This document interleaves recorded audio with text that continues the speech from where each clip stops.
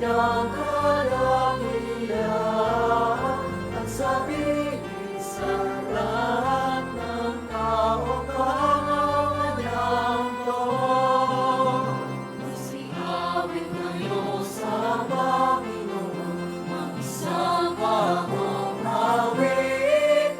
Magsihawin kayo sa Panginoon, bukod sa daigdigan. Purihan ang Panginoon, purihin ang kanyang hanap, ipayag ang kanyang pagliligtas sa lahat ng panahon.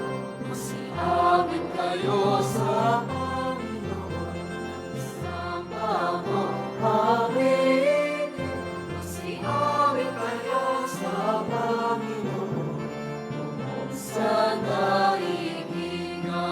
Ipahayag sa lahat ng mga bansa ang kanyang kadakilaan. Sabihin sa lahat ng tao ang kanyang gawa. Magsihawin kayo sa Panginoon, isang bagong awit. Magsihawin kayo sa Panginoon, buong sa daigdigan. Awitan ang Panginoon, purihin ang kanyang hanap, ipayag ang kanyang pagliligtas sa lahat ng panahon.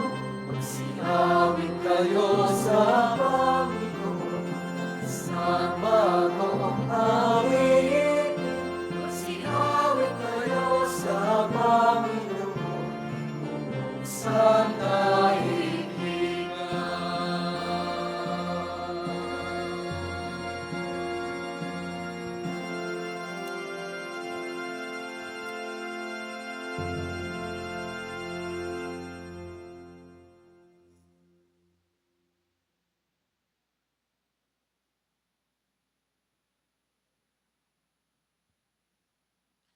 Simulan natin ang ating pagdiriwang sa ngalan ng Ama, ng Anak at ng Espiritu Santo. Amen. Ang pagpapala ng ating Panginoong Hesukristo, ang pag-ibig ng Diyos Ama, at ang pakikipagkaisa ng Espiritu Santo, naway sumainyong lahat. At sumaiyo rin. Mga minamahal kong kapatid, tayo po ngayon ay nasa ikapitong linggo sa karaniwang panahon.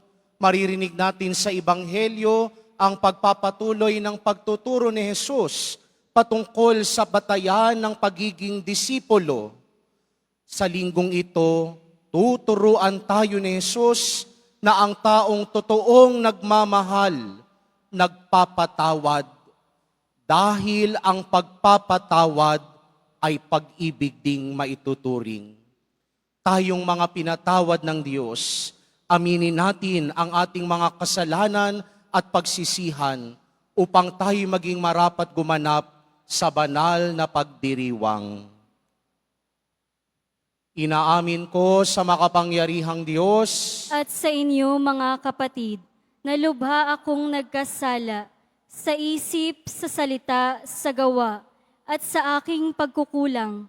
Kaya isinasamo ko sa mahal na Birheng Maria, sa lahat ng mga anghel at mga banal, at sa inyo mga kapatid, na ako'y ipanalangin sa Panginoong ating Diyos. Kaawaan tayo ng makapangyarihang Diyos, patawarin tayo sa ating mga kasalanan, at patnubayan tayo sa buhay na walang hanggan. Amen. Panginoon, kaawaan mo kami. Panginoon, kaawaan mo kami. Kristo, kaawaan mo kami. Kristo, kaawaan mo kami. Panginoon, kaawaan mo kami. Panginoon, kaawaan mo kami. Papuri sa Diyos sa kaitaasan.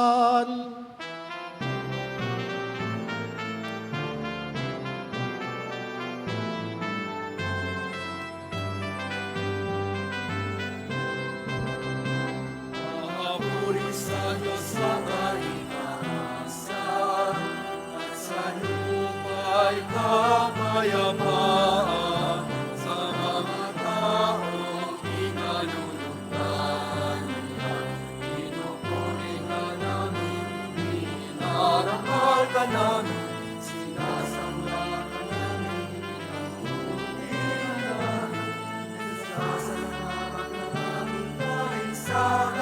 damong aking kapurihan. Panginoong Diyos, Hari ng langit, Diyos amang makapangyarihan sa Panginoong Jesucristo. Tugtog na anak, Diyos, Cordero ng Diyos, anak ng Ama, ikaw na nag-aalis ng mga kasalanan ng sanlibutan. Sa amin, ikaw na nag-aalis ng mga kasalanan ng sanlibutan. Panginoong aming kaibigan, ikaw na nalulok sa kanan ng Ama. Maawa ka sa amin. Ikaw lamang ang banal, ikaw lamang ang Panginoon. Ikaw lamang, Jesucristo, ang kataas-taasan.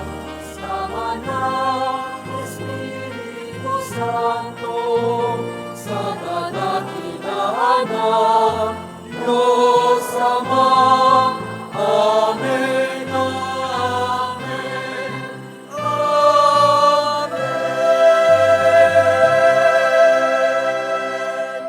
Manalangin tayo. Ama naming makapangyarihan, may sa loob nawa naming palagian ang mga galing sa Espiritu ng kabanalan, upang sa salita at gawa ay aming magampanan ang lahat ng iyong mga kinalulugdan. Sa pamamagitan ni Jesucristo, kasama ng Espiritu Santo, magpasawalang hanggan.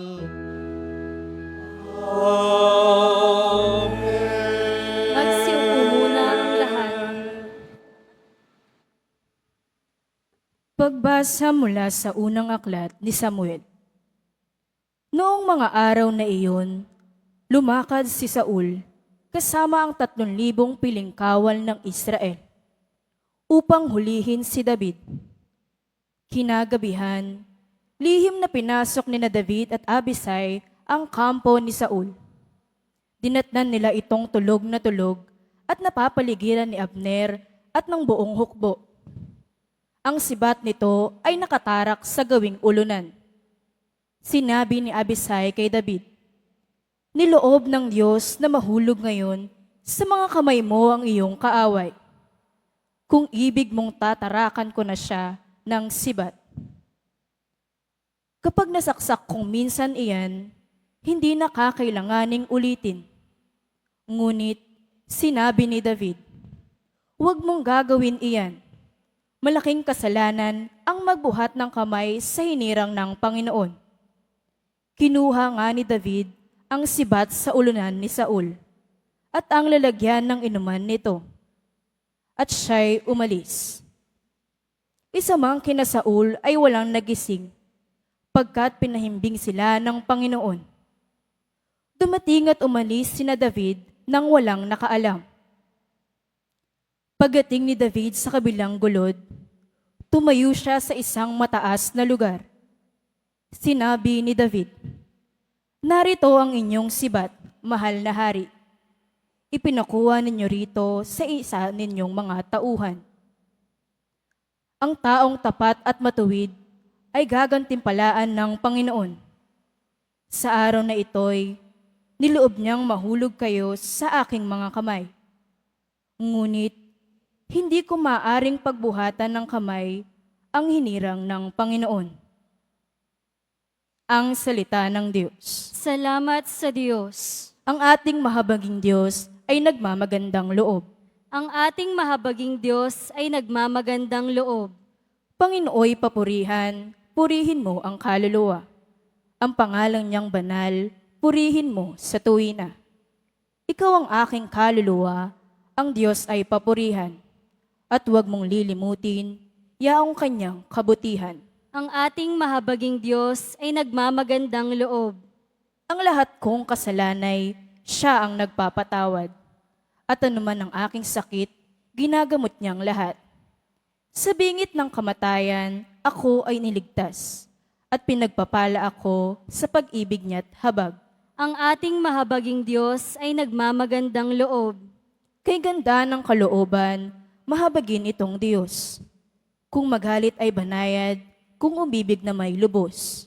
Kung siya ay magparugsa, di katumbas ng pagsuway. Di na tayo sinisingil sa nagawang kasalanan. Ang ating mahabaging Diyos ay nagmamagandang loob.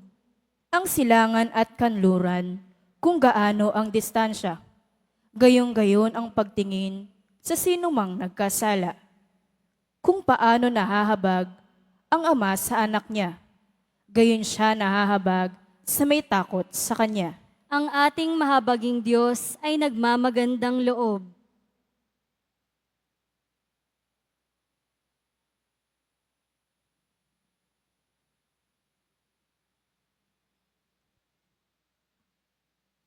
Pagbasa mula sa unang sulat ni Apostol San Pablo sa mga taga-Korinto.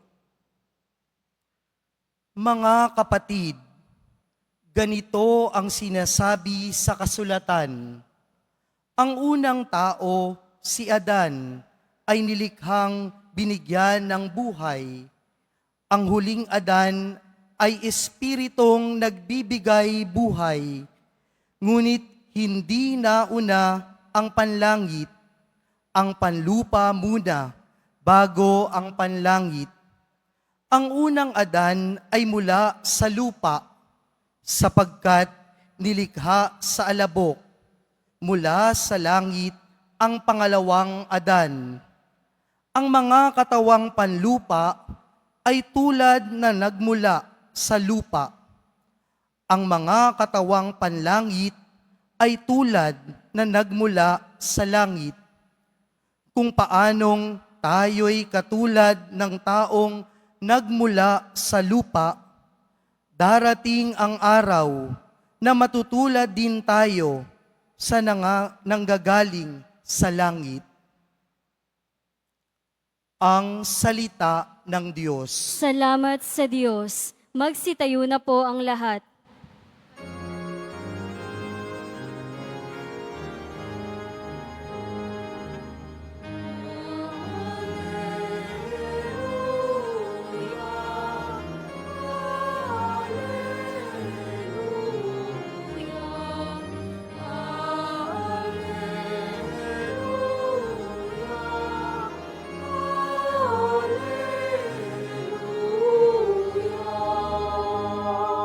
Bagong utos ani Kristo, mag-ibigan sana kayo, katulad ng pag-ibig ko.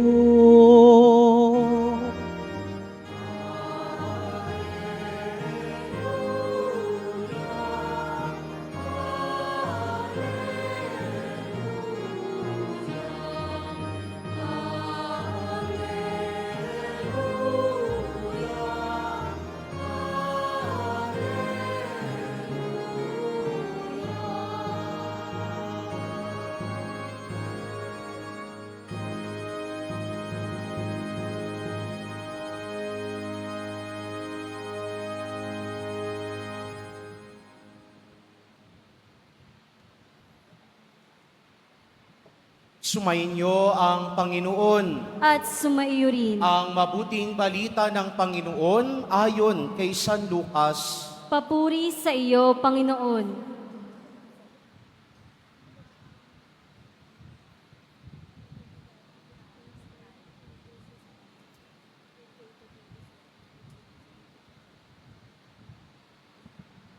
Noong panahong iyon, sinabi ni Jesus sa kanyang mga alagad, "Sinasabi ko sa inyo, mga nakikinig, ibigin ninyo ang inyong mga kaaway. Gawan nyo ng mabuti ang mga napopuot sa inyo. Pagpalain ninyo ang mga sumusumpa sa inyo. Idalangin ninyo ang mga umaapi sa inyo. Kapag sinampal ka sa isang pisngi, iharap mo rin ang kabila. Kapag inaagaw ang iyong balabal, ibigay mo pati ang iyong baro.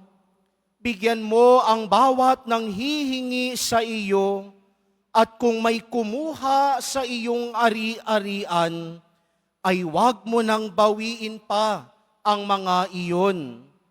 Gawin niyo sa iba ang ibig ninyong gawin nila sa inyo.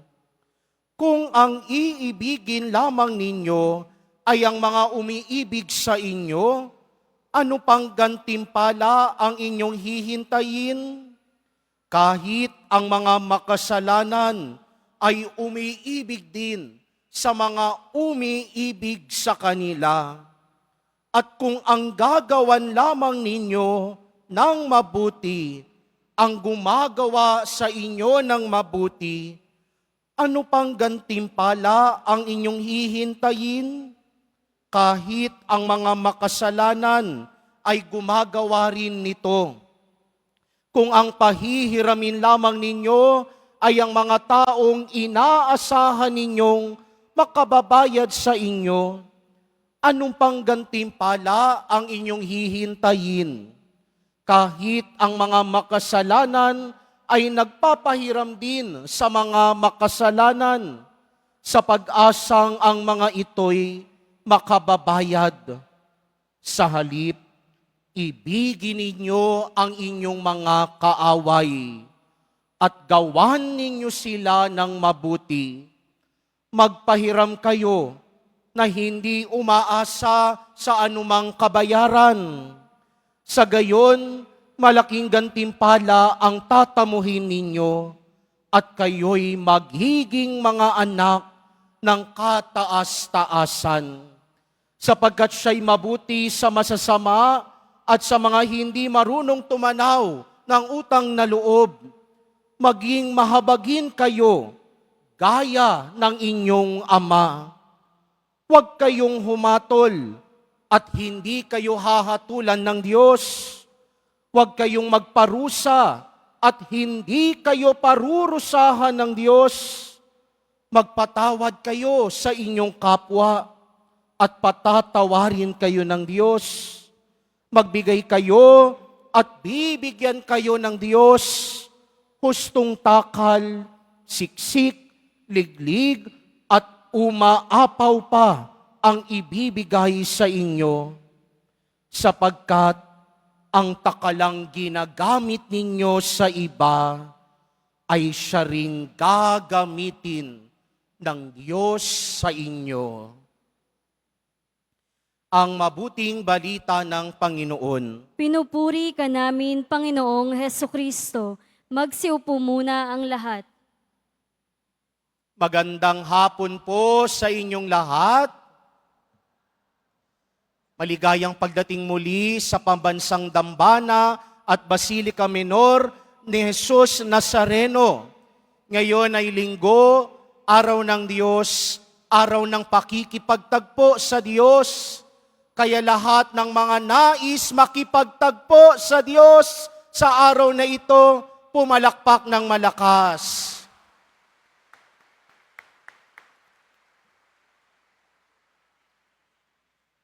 Minsan, may nagsimbang maglola at habang sila ay nasa luhuran, sabi nung batang inosente, La, hindi ho ba naguguluhan yung mamang nakapako sa krus?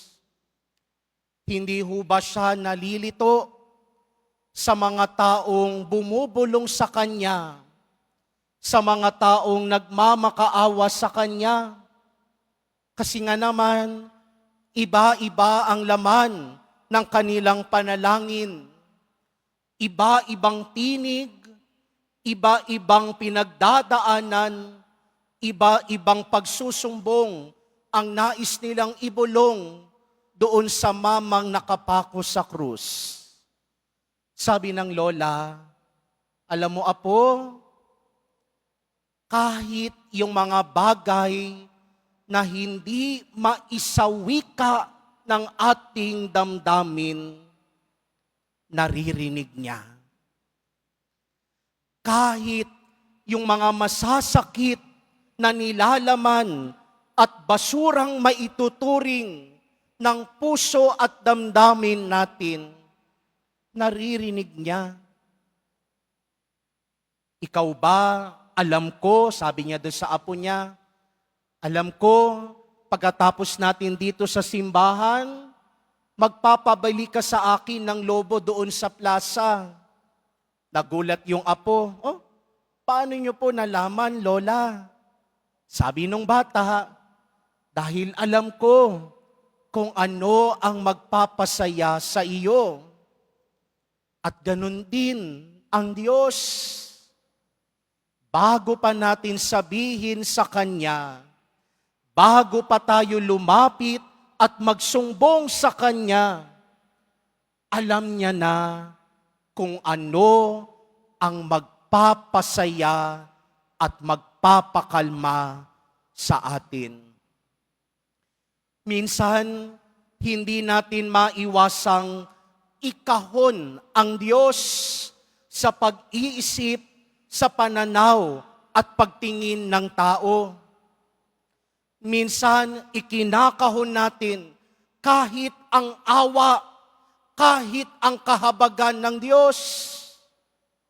Natanong nyo ba minsan kung kinahahabagan kaya ng Diyos yung mga mamamatay tao? Natanong nyo na ba kung minsan kung sa tingin ninyo kinakaawaan kaya ng Diyos yung mga taong hindi marunong lumapit at humingi ng kapatawaran sa Kanya? Marahil, ang sasabihin sa atin ng Diyos, ako ang Diyos ng pag-ibig, bago ka pa man lumapit sa akin, alam ko na kung ano ang pangangailangan ng puso mo. Kahit yung mga taong sa palagay natin, imposibleng mapatawad ng Diyos sa pananaw ng tao. Sa Diyos, posibleng mapatawad ang mga taong yaon. Kaya nga sa Ebanghelyo, paulit-ulit na sinabi ni Jesus, 3 beses sinabi ni Jesus, ibigin ninyo ang inyong kaaway. Mahalin ninyo, gawan nyo ng mabuti, pagpalain ninyo, ipagdasal ninyo. Dahil kahit mismo si Jesus, yon ang ginawa niya. Mantakin nyo yan. Naghihirap na si Jesus sa krus, pero ano ang isa pa sa mga huling salita niya? Ama, patawarin mo ho sila sapagkat hindi nila naiintindihan, hindi nila nauunawaan ang kanilang ginagawa. Pagpapatawad pa rin ang nasa isip ni Jesus, kahit siya na ang hindi ginawan ng mabuti. Mas nanaig ang pagmamahal, ang habag at awa ng Diyos kaysa ang paghigantihan ang mga taong hindi nagtitiwala sa Kanya. Kaya nga sa unang pagbasa, narinig din natin ang kwento ni David. Pwede niya naman ng tarakan na ng sibat ang Haring Saul. Wala namang nakakakita. Tulog naman sila. Kahit maraming nakapaligid doon sa tinutulugan ni Haring Saul, pwede namang patayin na lang siya ni David. Pero nung sinabi ni David, mas pinili niya ang mabuti. Sabi niya, hindi tama hindi mabuti na pagbuhatan ng kamay ang mga taong hinirang ng Diyos. Mas pinili pa rin ni David ang gumawa ng mabuti kahit kinapopuotan na siya ng ibang tao. Tayo minsang mga tao, kapag naagribiyado tayo, mas nananaig ang pag-iisip at hangarin na resbakan, paghigantihan, magrevolusyon dahil naaapakan, nayuyurakan ang ating dignidad. Pero para sa Diyos, para kay Jesus Nazareno, pag-ibig pa ding maituturing ang magpatawad ng kapwa. Kaya nga sabi ni Jesus, ipagdasal mo sila. Dahil sa panalangin, hindi lang yung taong nakagawa ng hindi maganda sa iyo ang hangari na magbago. Pero sa pananalangin, unti-unti may proseso, hindi mo napapansin. Nagbabago rin pala ang tingin mo at pakikipagturingan mo sa mga taong nakagawa ng hindi maganda sa iyo. Father, anong gagawin ko? Buong buhay na lang, inaagribiyado ako. Buong buhay na lang ho, kinamumuhian ako. Buong buhay ho, binubuli ho ako. Kinamumuhian, sinasaktan, inaalimura. Pero katulad ni David, katulad ni Jesus Nazareno, kahit maraming tao na ang gumagawa sa kanya ng hindi mabuti, mas pinipili pa rin niya ang gumawa ng mabuti.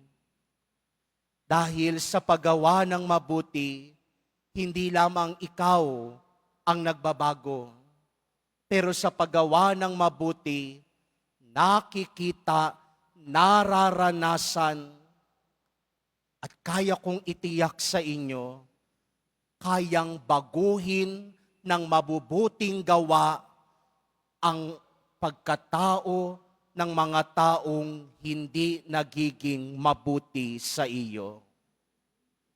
Yan ang nais itiyak sa atin ni Jesus Nazareno. Kahit maraming hindi mabuti sa atin, mas piliin pa rin nating maging mabuti at maging mapagpatawad. Masambit din natin ang kanyang panalangin sa krus. Ama, patawarin niyo ho sila sapagkat hindi nila alam ang kanilang ginagawa. Tumayo tayo at ipahayag ang ating pananampalataya. Sumasampalataya ako Sa Diyos amang makapangyarihan sa lahat, na may gawa ng langit at lupa. Sumasampalataya ako kay Hesukristo, iisang anak ng Diyos, Panginoon nating lahat. Nagkatawang tao siya lalang ng Espiritu Santo, ipinanganak ni Santa Mariang Birhen, pinagpakasakit ni Poncio Pilato, ipinako sa krus na matay inilibing, nanaog sa kinaroroonan ng mga yumao, nang may ikatlong araw na buhay namang muli, umakyat sa langit, naluluklok sa kanan ng Diyos amang makapangyarihan sa lahat. Doon magmumula ang paririto at hukom sa nangabubuhay at nangamatay na tao. Sumasampalataya naman ako sa Diyos Espiritu Santo, sa banal na simbahang Katolika, sa kasamahan ng mga banal, sa kapatawaran ng mga kasalanan, sa pagkabuhay na muli ng nangamatay na tao, at sa buhay na walang hanggan. Amen. Dumudulog kami sa iyo ngayon, Ama, upang masalamin namin ang iyong habag. Tayo'y manalangin. Maawaing Diyos, dinggin mo kami. Maawaing Diyos, dinggin mo kami.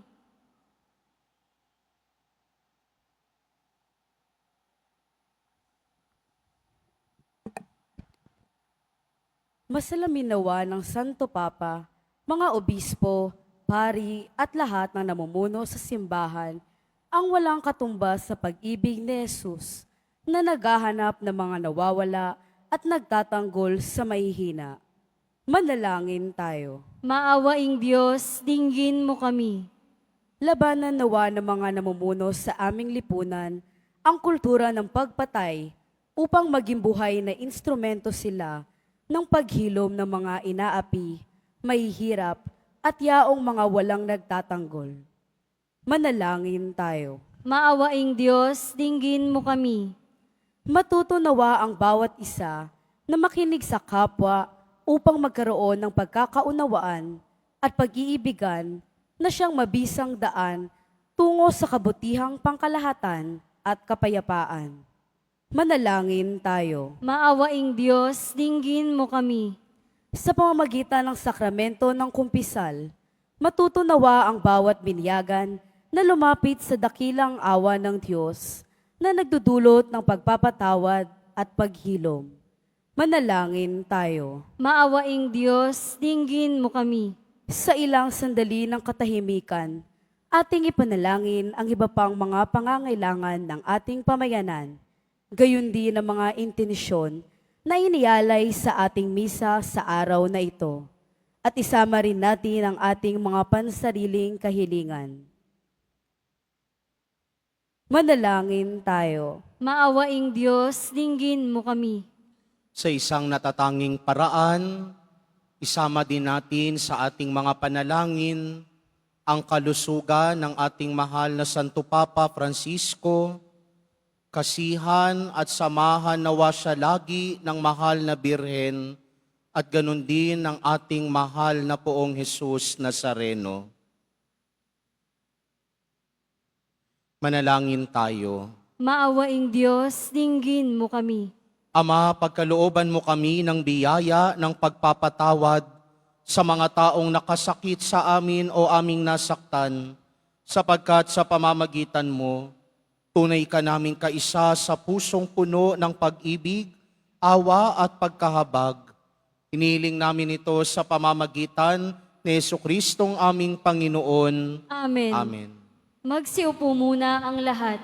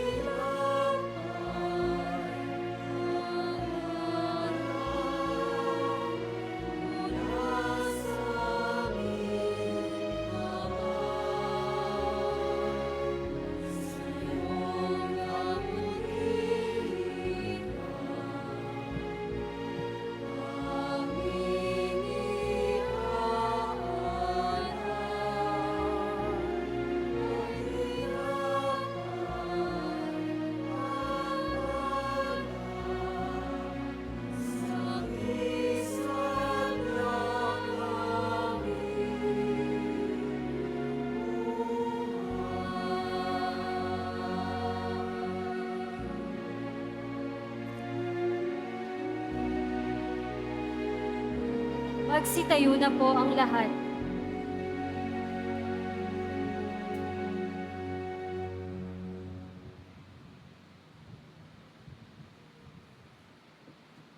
Manalangin kayo mga kapatid upang paghahain natin ay kalugdan ng Diyos amang makapangyarihan. Tanggapin nawa ng Panginoon itong paghahain sa iyong mga kamay, sa kapurihan niya at karangalan sa ating kapakinabangan at sa buong sambayanan niyang banal. Ama naming lumikha, sa pagganap namin ng banal na pagdiriwang, upang ikaw ngayoy aming paglingkuran, hiniling namin naway mapakinabangan ang aming inihahain sa iyong karangalan. Sa pamamagitan ni Jesucristo, kasama ng Espiritu Santo, magpasawalang hanggan.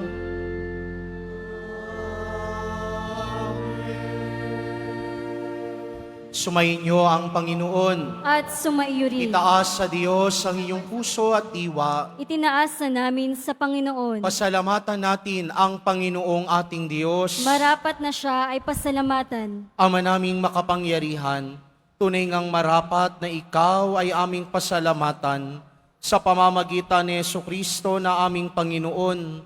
Lubhang nabagbag ang kanyang loob sa pagkakamali ng tao sa sansinukob. Kaya't minabuti niyang siya'y ipinanganak ng birheng bukod mong pinagpala sa babaing lahat. Sa labi ng imbing kamatayan, kami ay inagaw ng namatay mong anak. Sa pagkabuhay niya, kami kanyang binuhay, upang kaugnayan namin sa iyo'y huwag magwakas. Kaya kaisa ng mga anghel na nagsisiawit ng papuri sa iyo, nang walang humpay sa kalangitan, kami nagbubunyi sa iyong kadakilaan.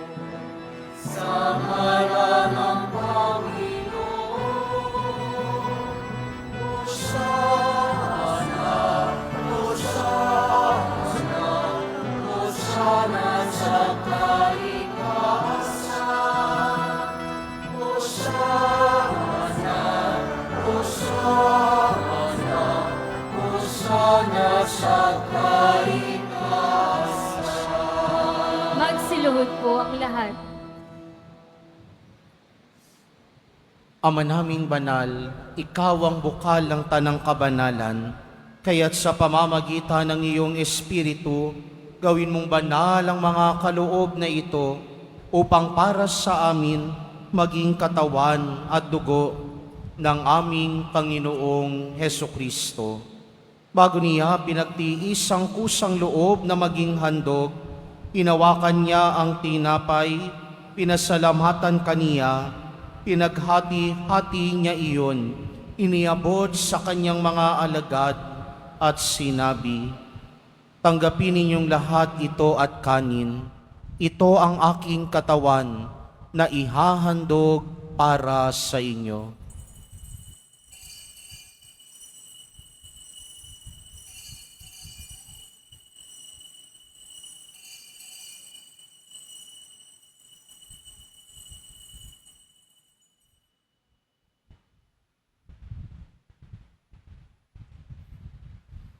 Gayun din naman noong matapos ang hapunan, hinawakan niya ang kalis, uli kanyang pinasalamatan, iniabot niya ang kalis sa kanyang mga alagad at sinabi, "Tanggapin ninyong lahat ito at inumin. Ito ang kalis ng aking dugo, ng bago at walang hanggang tipan. Ang aking dugo na ibubuhos para sa inyo at para sa lahat, sa kapagpapatawad ng mga kasalanan. Gawin ninyo ito sa pag-alala sa akin.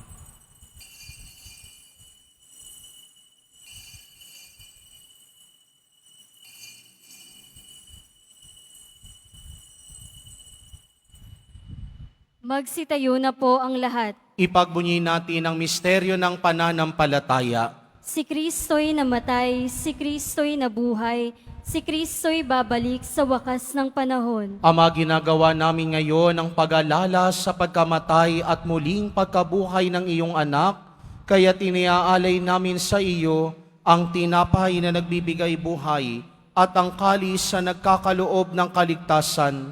Kami nagpapasalamat dahil kami iyong minarapat na tumayo sa harap mo para maglingkod sa iyo. Isinasamo namin kaming magsasalo-salo sa katawan at dugo ni Kristo ay mabuklod sa pagkakaisa sa pamamagitan ng Espiritu Santo. Ama, lingapin mo ang iyong simbahang laganap sa buong daigdig. Puspusin mo kami sa pag-ibig kay isa ni Francisco na aming Papa at ni Jose na aming obispo at ng Tanang Kaparian. Alalahanin mo rin ang mga kapatid naming nahimlay na may pag-asang sila'y muling mabubuhay, gayon din ang lahat ng mga pumanaw.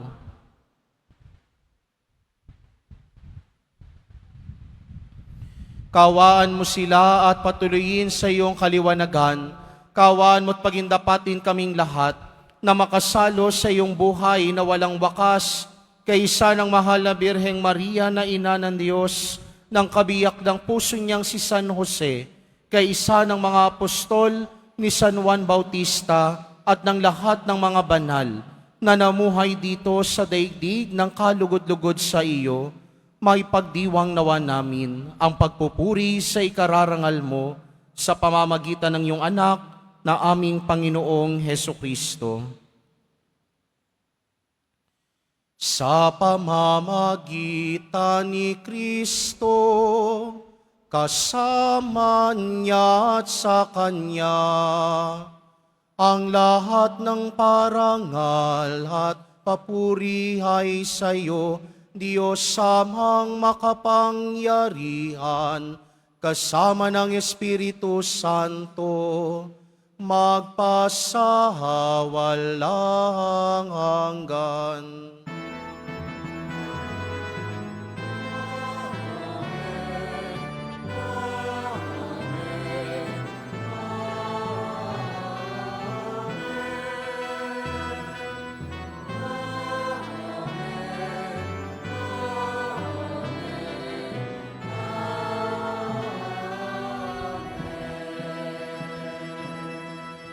Sa tagubili naman nakagagaling na utos at turo ni Jesus na Panginoon natin at Diyos, ipahayag natin ng lakas loob.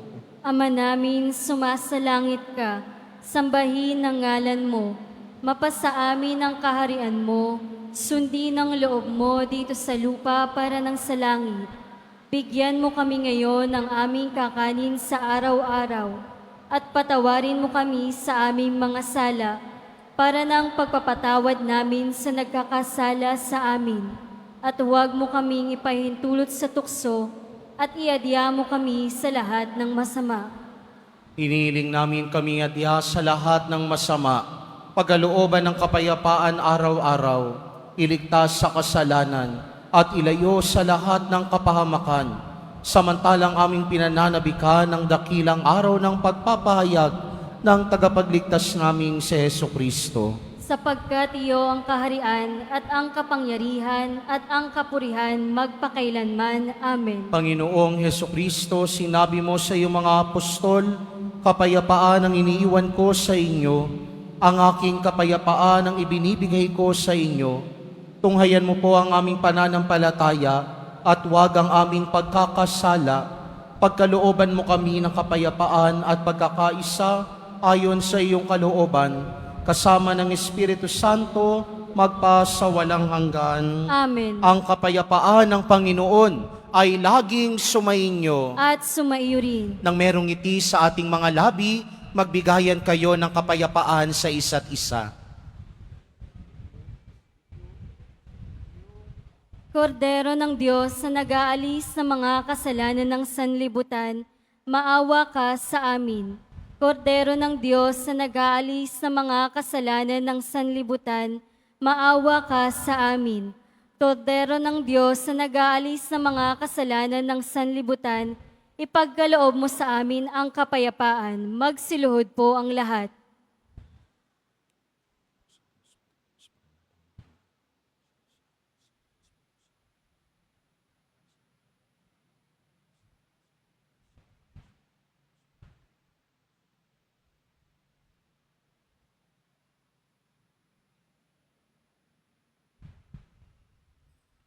Ito si Jesus, ang kordero ng Diyos, na nag-aalis ng mga kasalanan ng sanlibutan, papapalad ang mga inaanyayahan sa kanyang piging. Panginoon, hindi ako karapat-dapat na magpatuloy sa iyo, ngunit sa isang salita mo lamang ay gagaling na ako.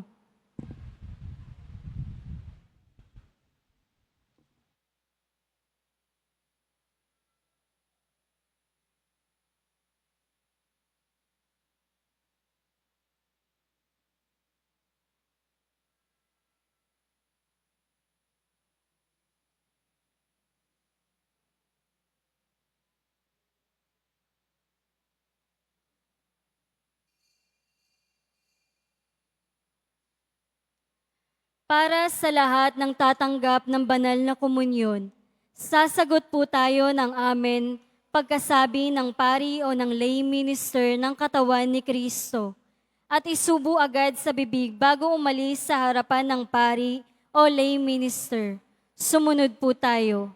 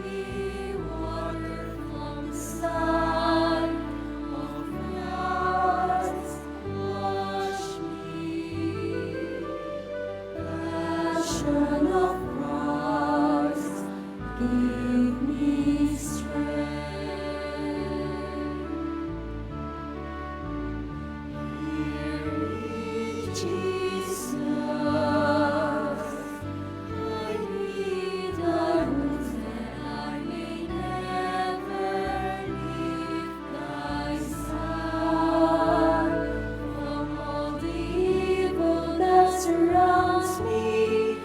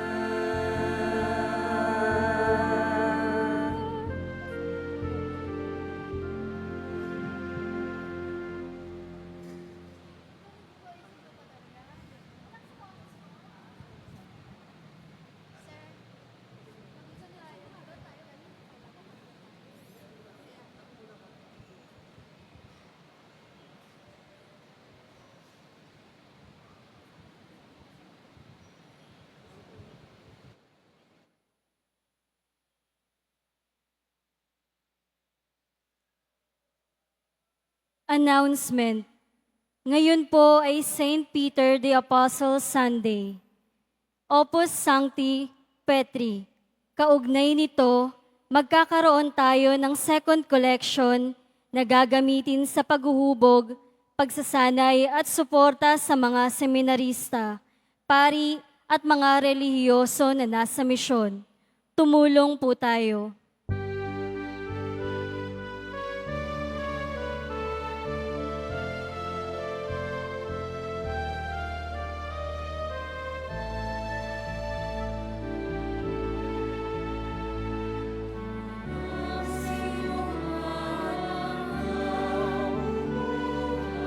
Para sa sarili lamang, walang sinuman ang namamatay. Para sa sarili lamang, tayo lahat ay may pananagutan sa isa't isa. Tayong lahat ay niliwan ng Diyos ng kapilingan.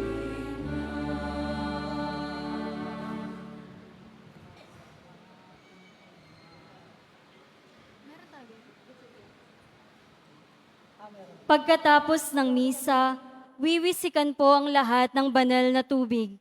Pinakikiusapan ng lahat na manatili lamang muna sa inyong mga lugar. Tanging sa Quezon Boulevard o sa Plaza San Juan lamang ang labasan ng lahat. Sumunod po tayo. Maraming salamat po sa inyong pagdalaw at pagsisimba sa Basilica Menor at Pambansang Dambana ni Jesus Nazareno. Magsitayo na po ang lahat. Manalangin tayo.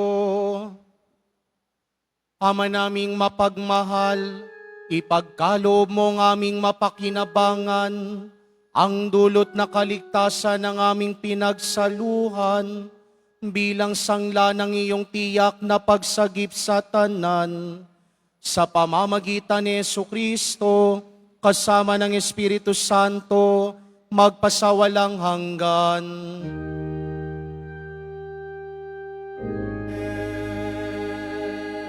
Sumainyo ang Panginoon. At sumaiyo rin. Mahal na pong Jesus Nazareno, inihayag mo sa pamamagitan ng krus ang walang maliw na pag-ibig ng Diyos sa sangkatauhan.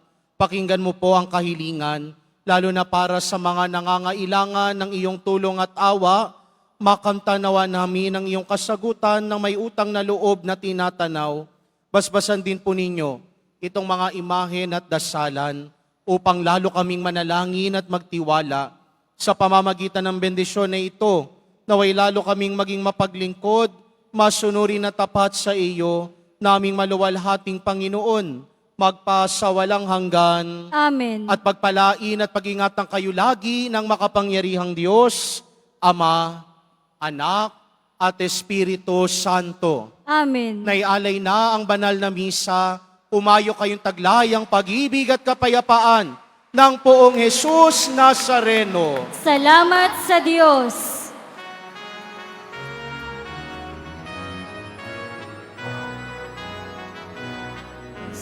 Padre Jesus Nazareno, sinasamba ka namin.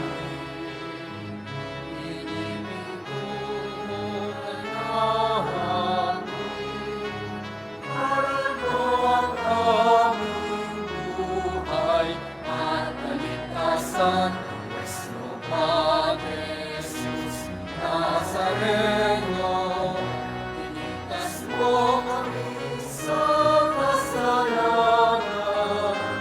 Ang krus mong kinamatayan ay sagisag na aming kaligtasan.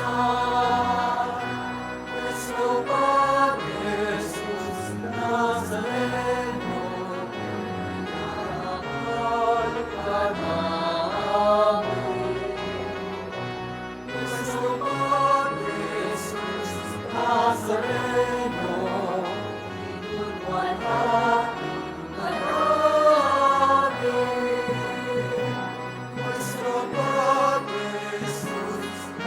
Nazaret.